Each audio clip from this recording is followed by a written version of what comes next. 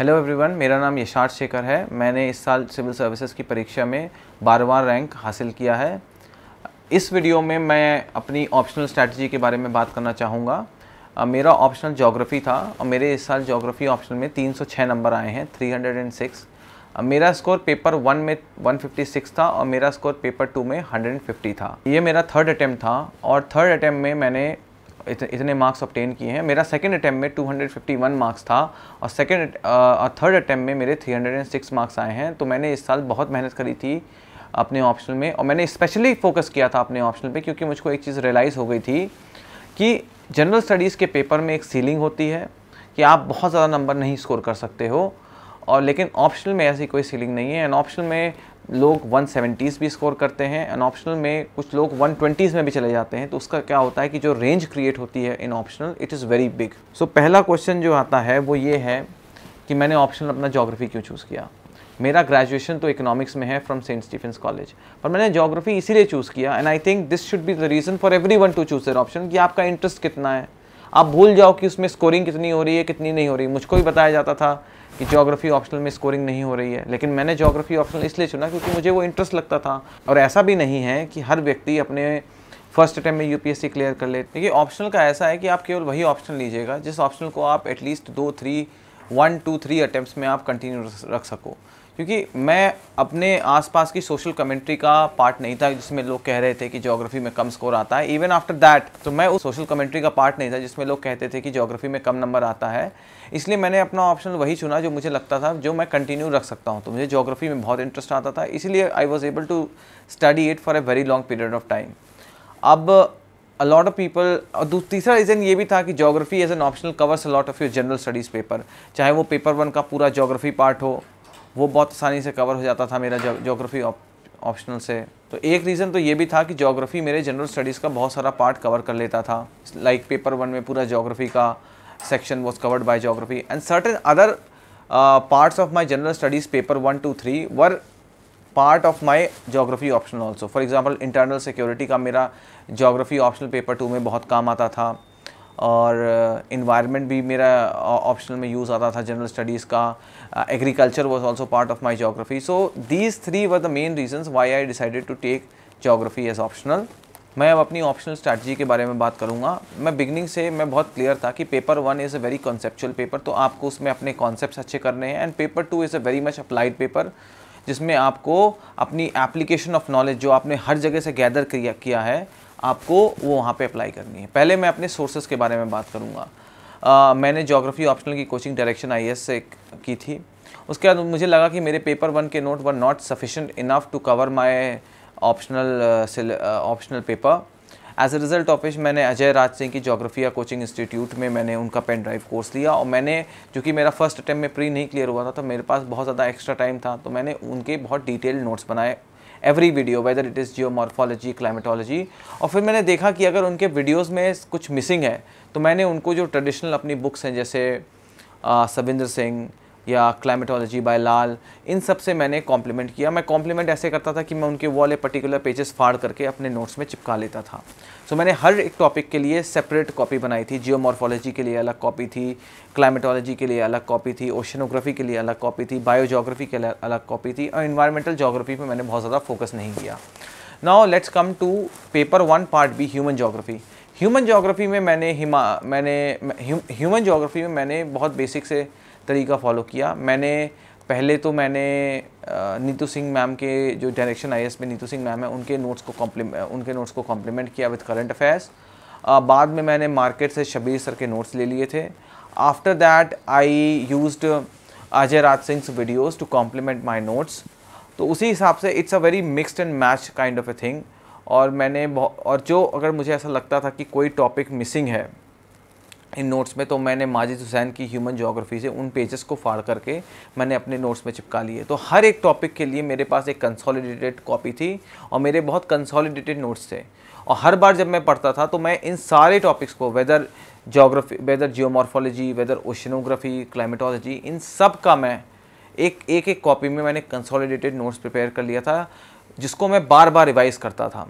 तो second attempt में मुझको ये प्रिपेयर करने में बहुत टाइम लग गया था, इसलिए मेरा रिवीजन नहीं हो पाया था। थर्ड अटैम्प्ट में I had enough time to revise them at least 4-5 times, और जिसकी वजह से मेरा स्कोर 156 बना है पेपर 1 में।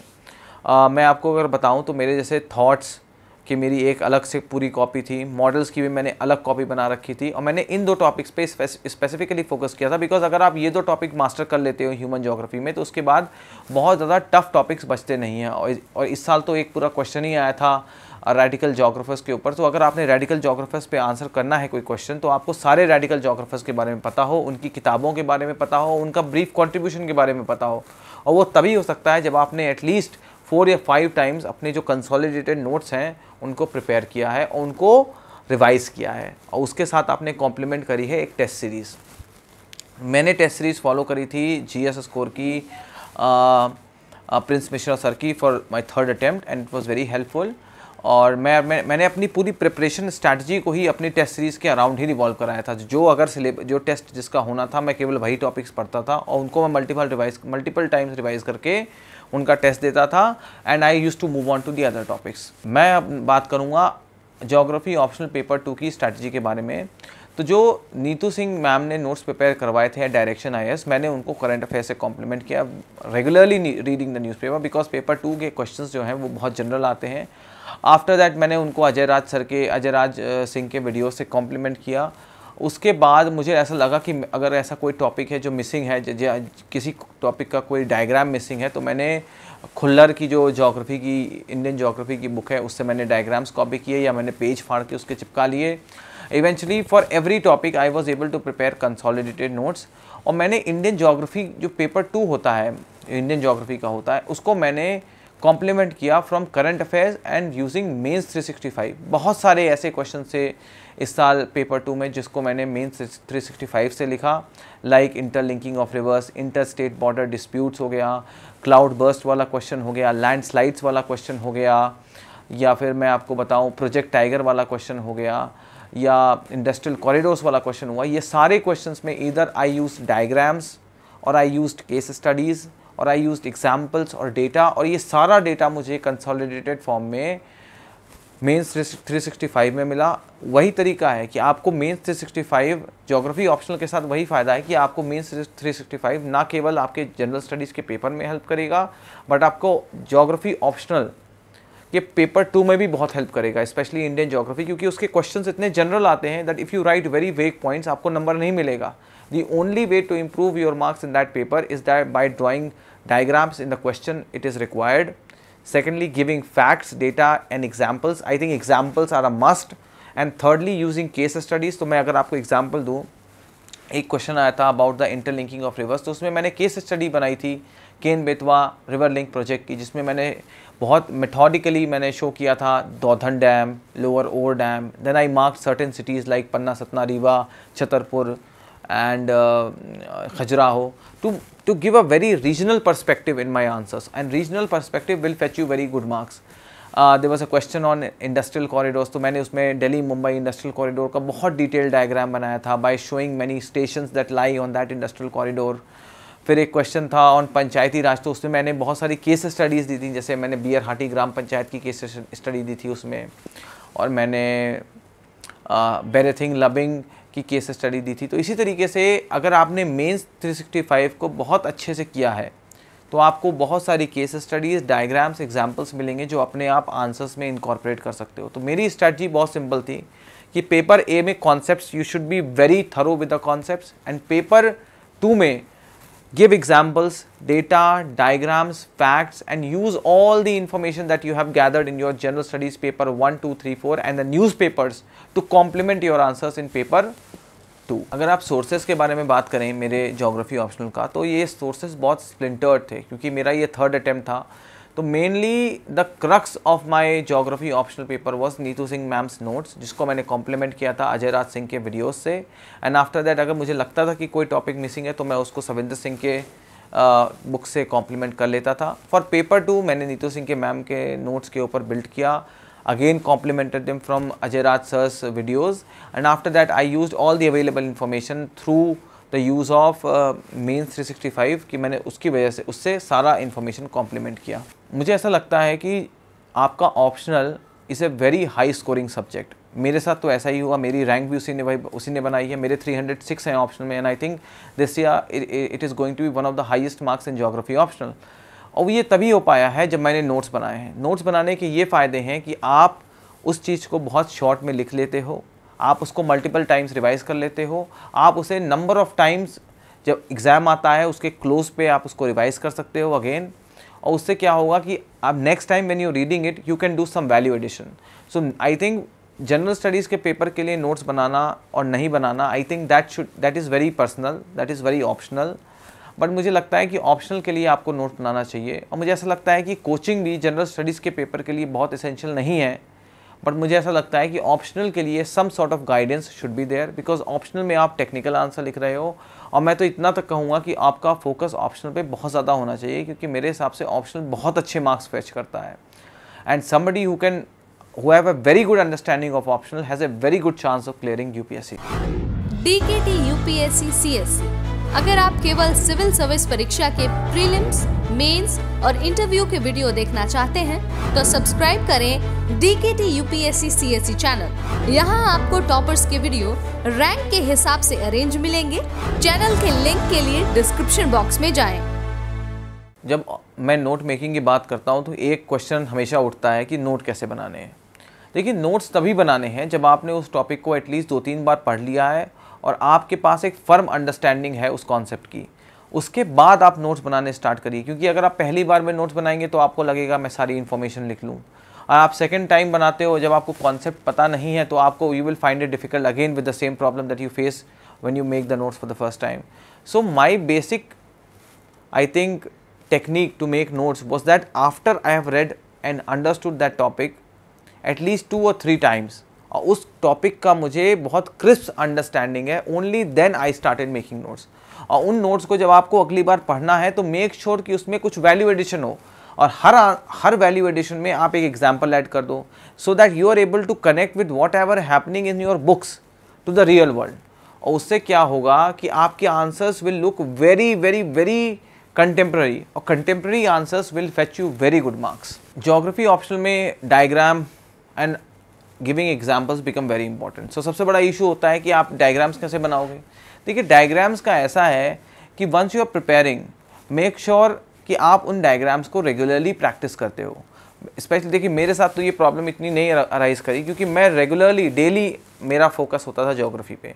The first slot for studying every day was reserve for geography. और समटाइम्स तो ऐसा होता था कि मैं पूरे दिन ही ज्योग्राफी ऑप्शनल पढ़ रहा हूँ, बिकॉज मुझे इतना इंटरेस्ट आता था ज्योग्राफी पढ़ने में। और मैं डायग्राम्स को भी 10 टाइम्स प्रैक्टिस करता था। तो मैंने एक कॉपी ले रखी थी जिसमें मैं सारे डायग्राम्स की प्रैक्टिस करता था। मेरे पास कोई स्पेसिफिक कॉपी नहीं थी जिसमें मैंने सारे इंपॉर्टेंट डायग्राम्स बना दिए थे, बट एक कॉपी थी जिसमें मैं उसी डायग्राम को एटलीस्ट 10 टाइम्स मैं प्रैक्टिस करता था, ताकि उसकी एक बहुत अच्छी प्रैक्टिस डेवलप हो जाए, so that I can draw it a lot faster during the main paper. So diagram making का वही है कि आप अपने खुद के रीजनल डायग्राम्स डेवलप करिए, उनमें डिटेलिंग लाइए। और डिटेलिंग कहाँ से आएगी? Detailing will come through detail map understanding, और वो काम आएगा आपके ऑप्शनल पेपर 2 में, जहाँ पे आप इंडियन ज्योग्राफी पढ़ते हो तो आपको लोकेशन तो पता होती है। अब आप now when you make a regional diagram you will have to incorporate that in your answer writing. I will give you an example. इस साल एक क्वेश्चन था about the distribution of coal. So अब आपको डिस्ट्रीब्यूशन ऑफ कोल में पूरा India का diagram बना के ये नहीं बनाना है कि गोंडवाना कोल कहाँ मिलता है। आपको एक डिटेल डायग्राम बनाना है राजस्थान का, झारखंड का, आपको डिटेल डायग्राम बनाना है छत्तीसगढ़ का, आपको डिटेल डायग्राम बनाना है तमिलनाडु का। और उसमें आपको शो करना है कि ओके, तमिलनाडु में एक जगह है नेवेली, झारखंड में एक जगह है बोकारो, छत्तीसगढ़ में रामगढ़ कोल फील्ड्स हैं, या बाकी जो भी, या जैसे कोलार कोल फील्ड्स हैं, कोलार तो नहीं होता है, जैसे छत्तीसगढ़ में कोरबा कोल फील्ड्स हैं। तो आपको ये डिपिक्ट करना है। उसी तरीके से गुजरात के मैप में आप दिखाओ कि उमरसर है एक जगह, उसी तरीके से तमिलनाडु के डायग्राम में आप दिखाओ कि नेवली है एक जगह। तो जब इस तरीके का आप अपने आंसर्स में रीजनल पर्सपेक्टिव लाएंगे तो आपका एग्जामिनर समझेगा कि दिस मैन और this person has a very good understanding of concept, और उसके आपको बहुत अच्छे नंबर मिलेगा। आई थिंक अगर मैं प्रोज एंड कॉन्स की बात करूँ ज्योग्राफी ऑप्शनल के, आई थिंक मैं तो केवल प्रोज के बारे में बात कर सकता हूँ। और मैं इस समय से ज्योग्राफी ऑप्शनल का सबसे बड़ा प्रोज यही है कि इसका कवरेज बाकी जनरल स्टडीज़ के पेपर में बहुत होता है। और यही कारण था कि इस साल जब जनरल स्टडीज़ पेपर 1 में बहुत सारा ज्योग्राफी पूछा गया तो मेरा बहुत अच्छा नंबर आया। I scored 120 marks in general studies paper 1। तो एक तो ये होता है कि ये कवर बहुत करता है, and secondly you end up getting very good marks because paper 2 is a very general paper. So उसमें प्रिपरेशन मिनिमम हो जाती है, application of mind increases, and by writing multiple number of tests आपके अंदर वो एप्लीकेशन ऑफ माइंड वाली capability develop हो जाएगी। Thirdly, all the mains 365 that you read, all the general studies papers that you read, आप उसका use अपने geography optional paper 2 में बहुत आसानी से कर सकते हो। और मैं तो ये कहूँगा कि ज्योग्राफी से आपकी जो इंडियन अंडरस्टैंडिंग है, the understanding of how India is situated, it will improve further. I think cons के टर्म्स में मैं ये कह सकता हूँ कि थोड़ा सिलेबस वास्ट है, स्पेशली पेपर 1 का, और सोर्सेज तो अवेलेबल हैं but there are so many sources, now people get confuse कि किसको पढ़ना है किसको नहीं पढ़ना है। अब मैं तो यही कहूँगा कि अब somebody who is coming new as a geography optional candidate, I think I would suggest him कि आप एक सोर्स को पकड़ो और उसको मल्टीपल टाइम रिवाइज करो। मेरा चूँकि थर्ड अटैम्प्ट था तो मैंने कई सारी चीज़ें पढ़ ली थी because I had enough time to study everything. और मैं ये ज़रूर कहूँगा कि नोट मेकिंग ज़रूर इसेंशियल है। और थर्डली मैं ये कहूँगा कॉन्स के बारे में कि paper 2 it may seem a very general paper, but वहीं पे अगर अगेन एक इशू आता है क्योंकि जनरल क्वेश्चंस में नंबर नहीं मिलता है। So until unless you have been able to complete your mains 365 very properly, वहाँ से आप डायग्राम्स ले पा रहे हो या केस स्टडी नहीं ले पा रहे हो तो पेपर 2 में नंबर फिर नहीं मिलता है। इस साल मैंने देखा है बहुत सारे लोगों ने पेपर 1 में बहुत अच्छा स्कोर किया है 149, पर उनका पेपर 2 में स्कोर 70s 80s में है, एंड दिस हैपन्स बिकॉज आपका एप्लीकेशन ऑफ माइंड नहीं हो पा रहा है पेपर 2 में। So I think this is one con. Apart from that I think geography optional is a very good optional. If I can score 306, anyone can score 306, but वही है कि थोड़ी मेहनत करनी पड़ेगी, थोड़ा प्रैक्टिस करना पड़ेगा। और यही कारण था कि जब मैं सुबह पढ़ने बैठता था तो कभी कभार 6 घंटे 7 घंटे regularly without even getting up on my chair, getting out of my chair, I use to study continuously geography. कोई ब्रेक नहीं देता था क्योंकि 2-3 घंटे में तो आप जोन में आते हो और फिर आपको रियलाइज़ होता है कि with in the next 3 hours I can do the study of 6 hours. So this was my strategy that I would, if I had 3 hours, 2 घंटे मेरा ज्योग्राफी में जाएगा, 1 घंटे मेरा current affairs and general studies में जाएगा। और मेरी समझ से मेरी ये स्ट्रैटेजी ने मेरे लिए बहुत अच्छा वर्क किया। I ended up getting a very good score in geography 306, and I think that has really help me to get a good rank. I think optional preparation का अगर मैं टाइम टेबल की बात करूँ तो जैसे मैंने पहले ही बात किया है कि बहुत फिक्स नहीं था मेरा शेड्यूल, पर इतना ज़रूर फिक्स था कि मॉर्निंग में मुझे ज्योग्राफी ऑप्शनल पढ़ना है। कभी कभार मैं केवल पेपर 1 पढ़ता था, कभी कभार मैं पेपर 2 भी पढ़ता था, और कभी कभार मैं पेपर 1 और पेपर 2 को कंबाइन कर देता था। पर मेरी प्रिपरेशन जो टॉपिक मुझको पढ़ना है वो डिपेंडेंट रहती थी कि मेरा टेस्ट किसका होगा। तो मैंने GS स्कोर की प्रिंस मिश्रा सर की टेस्ट सीरीज ज्योग्राफी की ज्वाइन कर रखी थी। तो ऐसा होता था कि अगर अगले हफ्ते ऑन सैटरडे अगर जियोमॉर्फोलॉजी एंड क्लाइमेटोलॉजी का टेस्ट है तो अगर मैं 2 दिन में भी उस टॉपिक को कवर कर लेता था तो मैं सैटरडे तक उन्हीं टॉपिक्स को रिवाइज करता रहता था, ताकि when I give test I am completely satisfied with what I've read and I'm completely satisfied with what I've written. So this was my complete strategy. Apart from that, कुछ दिन तो ऐसा होता था कि मैं 6 घंटे ज्योग्राफी पढ़ रहा हूँ, कुछ दिन मैं 7 घंटे भी पढ़ता था, 8 घंटे भी पढ़ता था, कुछ दिन मैं 8:30 बजे जब बैठ जाता था तो मैं 6 बजे उठता था ज्योग्राफी पढ़ के। सो ज्योग्राफी इंटरेस्ट था तो शेड्यूल में थोड़ा सा इधर उधर कर देता था, but my schedule always use to be fixed in terms of कि क्या पढ़ना है the first thing in the morning, which was geography optional. तो मैंने ऐसे ही स्पेसिफिकली ज्योग्राफी ऑप्शनल पे मैंने फोकस किया and this really worked in my favour. अगर मैं आंसर राइटिंग की बात करूं तो ज्योग्राफी ऑप्शनल के लिए answer writing is very important, because आपको हर एक क्वेश्चन में एग्जाम्पल इनकॉर्पोरेट करना है, हर एक क्वेश्चन में डायग्राम इनकॉर्पोरेट करना है, हर एक क्वेश्चन में आपको फैक्ट डेटा कुछ ना कुछ आपको देना ही है। और ये बहुत इंपॉर्टेंट हो जाता है पेपर 2 इंडियन ज्योग्राफी में, जिसमें क्वेश्चंस बहुत जनरल होते हैं, and the only way you can make your answers very unique is by incorporating diagrams, case studies, examples, data. और ये तभी आएगा जब आप रेगुलरली आंसर राइटिंग करोगे तो वो आपके नेचुरल लिखने के स्टाइल में आ जाएगा। और वही चीज़ आपको पेपर 1 में करनी है। जब तक आप प्रैक्टिस नहीं करोगे आंसर राइटिंग तब तक आपके नेचुरली आपको लगता है कि मैं मेन एग्ज़ाम में, रियल एग्ज़ाम में, एक्चुअल एग्ज़ाम में जाऊंगा और मैं डायग्राम भी बना दूंगा, एग्जाम्पल भी लिख दूंगा, केस स्टडीज़ भी कर दूंगा, ये नहीं हो पाता है। तो आपको स्टिमुलेटेड इन्वायरमेंट में, दैट इज़ 3 घंटे के टाइम में उतने ही क्वेश्चंस लिखने हैं, खूब प्रैक्टिस करनी है और उतने ही टाइम में आपको diagrams, data, case studies, example specially in paper 2 देने हैं। और मैंने तो 10 टेस्ट लगाए थे, 5 टेस्ट मैंने जीएस पेपर 1 ऑप्शनल पेपर 1 के लगाए थे, 5 टेस्ट मैंने ऑप्शनल पेपर 2 के लगाए थे, और उसमें 2 केवल फुल लेंथ टेस्ट थे और बाकी सब सेक्शनल टेस्ट थे। मैंने सेक्शनल टेस्ट पे इसलिए फोकस किया ताकि I wanted to improve those specific areas, ताकि वो मेरी स्ट्रेंथ बढ़ जाए।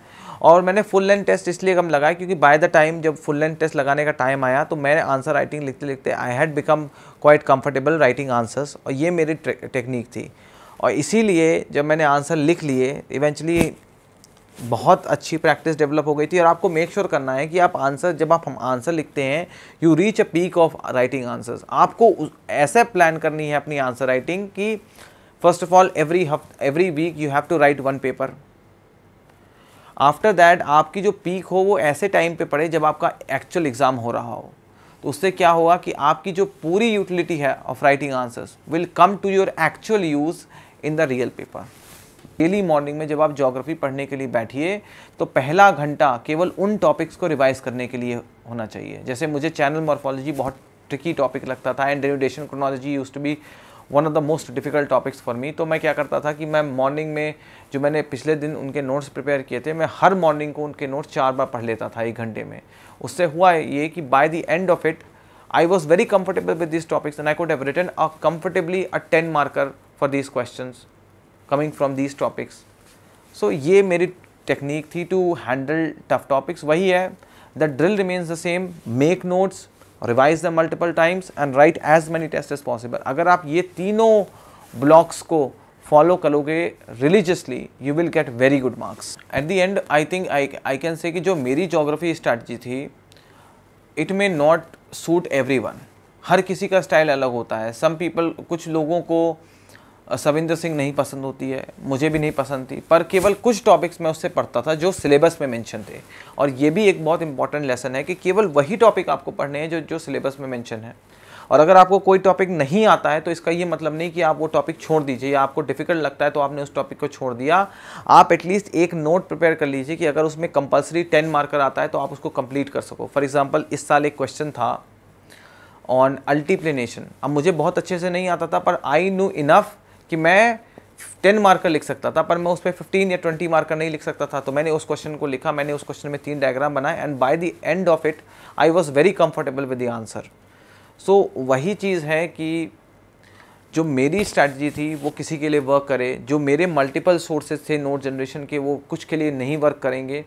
तो आप एक ही सोर्स को स्टिक करिए पर उसी को रिवाइज़ करते रहिए बार बार, या आप मेरी स्ट्रैटेजी भी फॉलो कर सकते हैं। वैसे मैं अपने नोट्स को अभी शायद सोच रहा हूँ कि PDF के फॉर्म में कन्वर्ट करके if I can help at least 1 person I be more than happy. और वही है कि पेपर 2 की भी स्ट्रैटेजी, अगर somebody is having a different strategy, वो अपनी स्ट्रैटेजी फॉलो कर सकता है। मेरी स्ट्रैटेजी ने मेरा वो बहुत सपोर्ट दिया, तो I think it worked for me. But ये ऐसा नहीं है कि हर के लिए काम करेगी। तो at the end of it I can say कि geography is a very safe optional. Just don't fall prey to the social commentary around you कि geography is not performing well, कि geography ने इस साल बहुत गंदा किया है, उस साल बहुत गंदा किया है, selections कम हो रहे हैं, बाकी options are doing better.